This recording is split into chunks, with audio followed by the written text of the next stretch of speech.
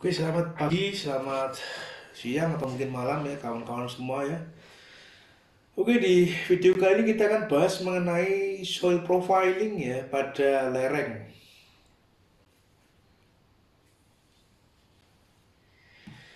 Oke ya, sebelumnya soil profiling pada lereng ini adalah bahasan yang ditanyakan oleh seorang kawan ya dari Sumatera Barat. Namanya Aditya ya, kebetulan ini saya sensor aja anunya, namanya ya untuk menjaga privasi beliau. Dia bertanya bagaimana caranya melakukan stratifikasi tanah ya, atau biasa biasa bahasa umumnya adalah soil profiling ya pada pada lereng ya. Nah, dia meminta untuk menjelaskan mungkin secara geoteknik ya. Jadi di sini akan saya coba jelaskan ya bagaimana kita melakukan soil profiling ya pada lereng ya. Eh, pada lereng dengan tinjauan atau sudut pandang daripada geoteknik ya. Geoteknik teknik sipil ya. Oke ya, jadi di sini saya akan bagi dua jenis lereng ya secara umum, yaitu adalah lereng yang curam dan lereng yang landai. Sebetulnya ini tidak terlalu sulit ya untuk melakukan soil profiling pada lereng ataupun non lereng ya. Jadi kita harus punya data seperti borehole, NSPT mungkin dengan NSPT, atau mungkin sondir ya, atau CPT, CPTU dan sebagainya.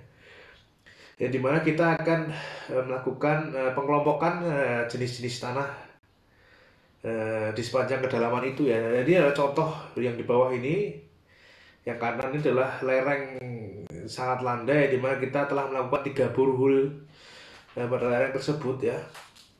Dan pada tiap borehole terdapat jenis tanah yang umumnya hampir sama ya.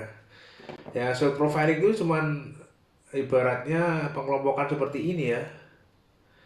Ya, tidak apa namanya, ini kira-kira aja seperti itu ya. Nah, di sini misalnya ada 2 jenis tanah ya, kita jadiin satu aja misalkan. Seperti itu ya. Selama dia mempunyai properties yang sama, misalkan ini clay ya. Misalnya kita hanya ingin mencari kekuatan apa namanya, stabilitas lereng tersebut ya, kita hanya kelompokkan itu berdasarkan kekuatannya, misalkan stiffness, konsistensinya. Dalam hal ini misalkan clay itu kan ada soft clay, hard clay, very stiff clay dan sebagainya ya, bisa dikelompokkan berdasarkan NSPT ya. NSPT dapat mengacu misalkan metodenya Peck atau Terzaghi ya, di mana mereka sudah melakukan range konsistensi untuk mengelompokkan konsistensi tiap jenis tanah clay itu ya. Atau bisa juga ya parameter khusus ya, seperti permeabilitas misalkan, itu bisa dijadikan acuan juga untuk kasus-kasus tertentu. Dalam hal ini saya hanya akan melakukan soil profiling berdasarkan apa namanya, jenis tanahnya ya, karena saya nggak tahu ini kekuatannya seperti apa ya, kira-kira seperti ini ya. Misalkan ini kan mempunyai nganu yang sama, apa namanya, logo yang sama ya, bisa seperti ini ya, seperti ini kira-kira ya. Nah, ini kan jadi ini sama, ini saya anggap sama, terus ini seperti inilah ya maksud daripada soil profiling itu ya. Jadi ada semacam pengelompokan ya, jadi ini secara kasar ya, ibaratnya seperti ini ya. Ada berapa, 1, 2, 3, 4, 5 layer. Bisa ada sederhanakan lebih lanjut ya, misalkan seperti yang tadi, ini dihapus, ini jadi satu ya, seperti itu ya. Ya, kalau ini dari jenis tanahnya. Oh, yang kedua adalah di mana kita punya lereng itu curam ya. Lereng itu sangat curam seperti ini ya. Kita tidak mungkin melakukan borehole pada kemiringan lereng ini kan gitu. Nah, ini akan saya beri contoh sebuah kasus pada proyek saya ya. Kalau yang lereng landai tadi tentunya lebih mudah ya kita melakukan soil profiling ya daripada lereng tersebut. Tapi kalau lereng curam itu akan sangat lebih sulit, relatif lebih sulit namun juga bisa disederhanakan ya. Nah, saya nggak ingin menuntut saudara untuk melakukan soil profiling pada lereng ini sama persis seperti apa yang sudah kami lakukan di proyek ini ya.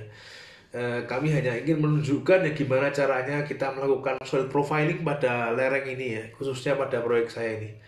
Eh, Sebagai contoh, saya punya sebuah lereng ya pada sungai sepanjang ini, ya, dia mempunyai lereng.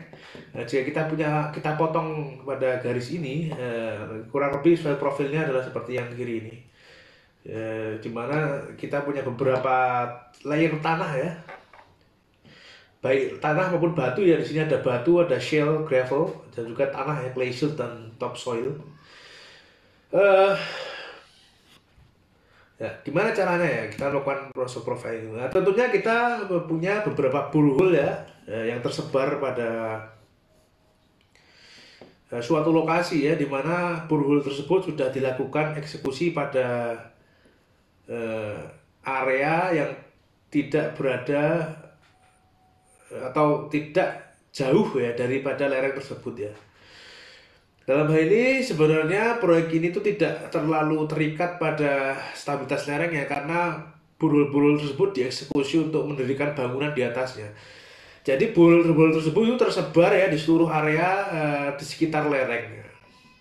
Nah, dalam hal ini yang saya lakukan adalah melakukan ya apa yang disebut dengan ekstrapolasi ya, ekstrapolasi dan juga interpolasi ya. Tapi dalam ini kalau kita ingin mengetahui soil profile pada lereng ini, karena borehole itu terletak lumayan jauh ya, atau bahkan sorry, bukan lumayan jauh tapi lumayan dekat ya, lumayan dekat daripada lereng, maka kita lakukan ekstrapolasi ya. Misalkan kita punya borehole di sini ya, di sepanjang coba lihat yang ini ya, yang kanan yang kiri, kita punya borehole di sini ya, kita akan lakukan ekstrapolasi ya, eh, ke titik-titik lereng ya. Oke. Ada juga borehole yang memang terletak sangat dekat dengan lereng ya. Jadi ekstrapolasi akan lebih akurat ya, jika kita mempunyai borehole yang sangat dekat terhadap lereng tersebut. Nah, kalau borehole itu terletak pada pinggir lereng ini, tentunya ya akan akurat ya.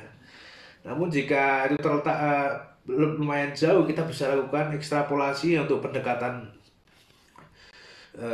soil profile-nya. Nah, ya, yang saya lakukan adalah saya melakukan 3D model ya, menggunakan apa yang software yang disebut dengan Rockworks ya. Jadi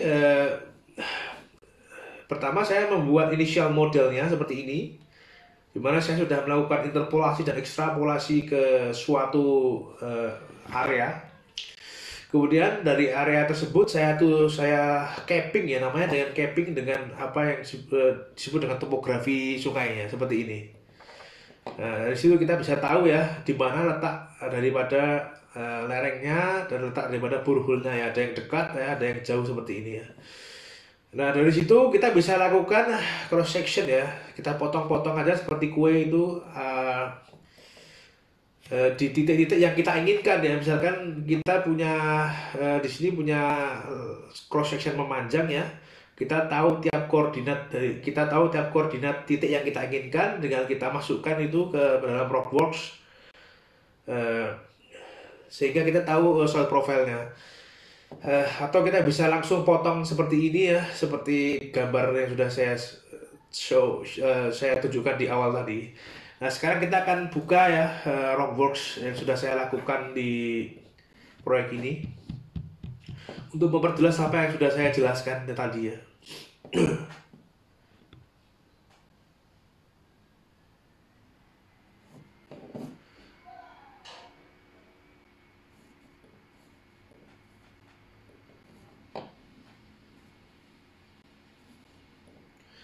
Nah, oke ya, di sini kita punya borehole ya, yang tadi sudah saya tunjukkan.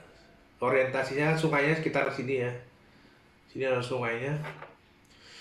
Nah, kita akan tinggal kita apa namanya buat ya sepanjang sungai itu seperti ini misalkan ya. Seperti ini. Nah, itu tentunya jika ingin akurat, Anda harus sudah membuat koordinat yang tepat ya daripada lereng yang ingin Anda tinjau. Dalam hal ini, karena ini video singkat ya, untuk pembuatan Rockworks pada lereng tidak saya bahas di sini ya. Anda harus bisa atau harus mempelajari video saya yang Rockworks pertama ya, untuk melakukan eh, hal-hal yang lebih advance daripada ini ya. Dalam hal ini saya sudah membuat sebuah koordinat yang sudah saya buat ya, yang ingin saya tunjukkan kepada Anda. Tinggal saya import titik-titik yang saya inginkan. Nah, kemudian saya akan perjelas ya bagaimana saya akan melakukan, bagaimana saya sudah melakukan soil profiling pada tanah ini ya, pada area ini gitu ya.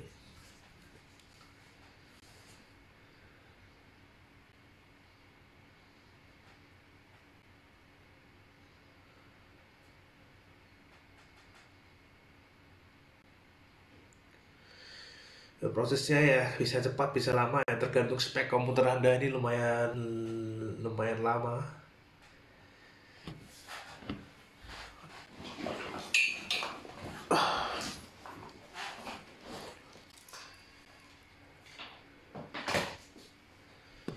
Oke ya, ini saya tunjukkan soil profile yang sudah saya inginkan.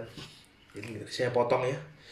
Nah, jadi yang saudara lihat di depan ini ya, yang grafik-grafik ini adalah grafik NSPT-nya ya. NSPT daripada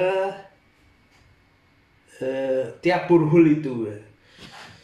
Jadi pengelompokan pada proyek ini ya tidak saya dasarkan hanya pada NSPT-nya saja, tapi juga pada apa jenis tanahnya ya. Dimana yang hijau ini adalah topsoil, yang pink ini adalah clay silt, yang ini adalah gravelnya ya.